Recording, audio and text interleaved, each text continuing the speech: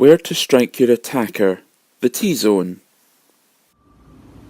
We're now going to show you the best areas to strike an attacker should you have to defend yourself. But first of all, I'm going to introduce you to Bob here.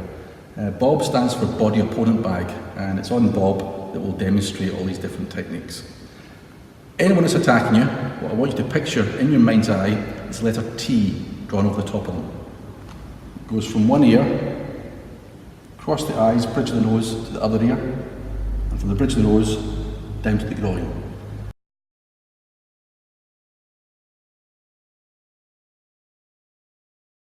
Striking anywhere in that T area will cause maximum damage. If you strike out with that T area, you'll find although your strikes are hitting them, it's not as much impact as you hoped. So let me explain what I mean by that. First of all, we'll look at the ears. Most people, when you ask them how would you use the ears in an attack scenario, they think about pulling the ear, twisting the ear, that kind of thing. Those don't have much impact on the actual attack itself for the attacker. What you're looking for is to slap the ear. Now, we don't mean a Hollywood slap, like that kind of thing, where it's a flat hand. We mean a cupped hand slap. So you'll notice I've got a cup in my hand there, a shape to my hand. If I hit it against a flat object, that cup of air will be forced in to any object. So if you're hit to the side of the neck, for instance, you'll find that that cup of air gets forced into the muscles and the nerve endings of the neck and could possibly cause them to black out. But in the ear, you're hoping to hit it in, fire that bubble of air straight the way through into the ear canal, right the way along, and at the end of the ear canal you'll find there's the eardrum. Hopefully you'll get a chance to burst it.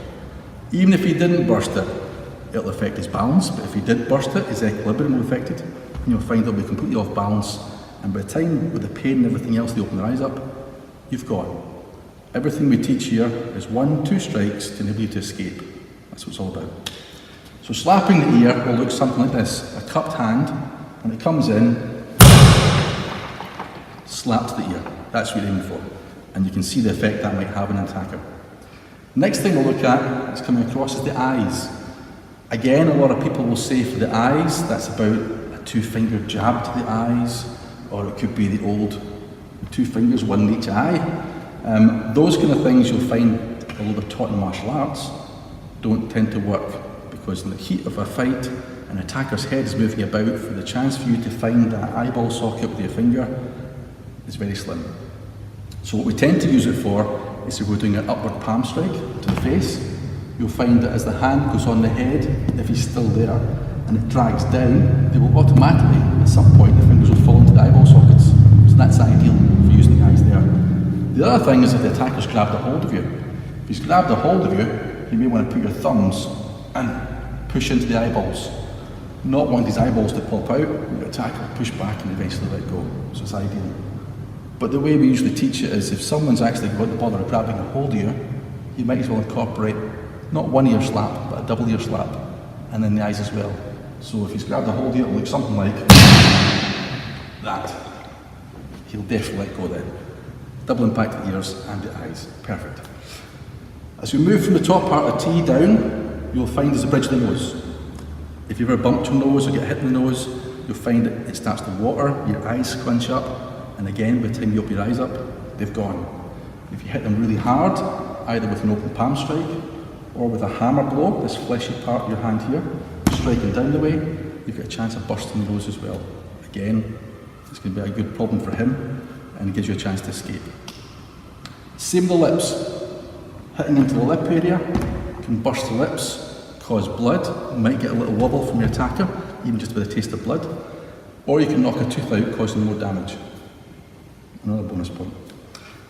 The chin. A lot of people don't teach the chin, but it's actually quite a good one. If you think of boxing, this is the knockout punch, and the knockout punch works because it drives the jawbone back in behind here, where the hollow behind the ear is nerve endings. And if you can hit in there, it'll cause a blackout. So we're not going to do a punch, we can do an open palm strike and strike into that area as well. Again, hoping for a knockout.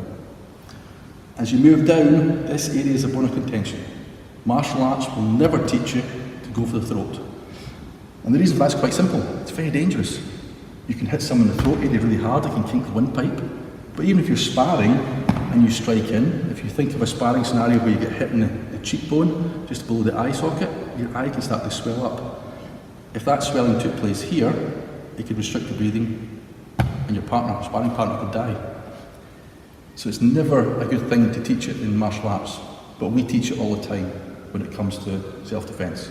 So the self-defense training we have, you can either do a karate chop, this part here, into the throat area.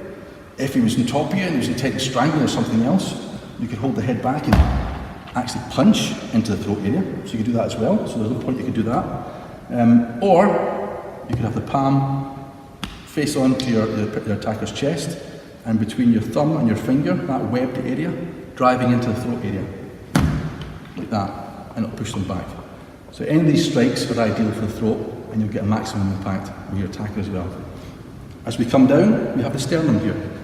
The sternum itself, a little first aid. Now, those of you who remember, used to strike the chest and stop the heart. It still works. The only difference is because you've got a beating heart this time, if you strike the chest, it'll put it into defib action. So you'll start to get a bit fluttering. And if it starts to flutter, your attacker will well fall to the ground and job done. But it requires a lot of impact. This is a well padded, well muscled area, with plenty of bone. You need to have a good hard strike to have any impact. If he's wearing clothing, etc., it can be quite hard to hit. Whereas you could drop just slightly down, and you'll find the diaphragm here is ideal for winding him. Likewise, so is the stomach area, ideal for winding him. And then we come to the groin area. Now for Bob, to simulate the groin area, Bob has his own tennis balls. So as I put Bob's balls on, there, you'll see the idea here is it's perfect for doing knees to the groin. So you can do a knee into the groin area. That's ideal, it's an obvious one. Another one that people don't think about is if you're attacked from the back by an attacker and you can't move your arms, you could put your hands behind, grab a hold of the groin area, making sure that you've got something in your hand, which will be his testicle area. Squeeze, twist, and pull. Now they won't come off like this, but what you may get is ruptured testicles. And again, it's ideal for doing your attacker to get him to stop the attack. He won't be standing up for very long doing that. And that is the perfect areas to strike on a target in the T shape on Bob.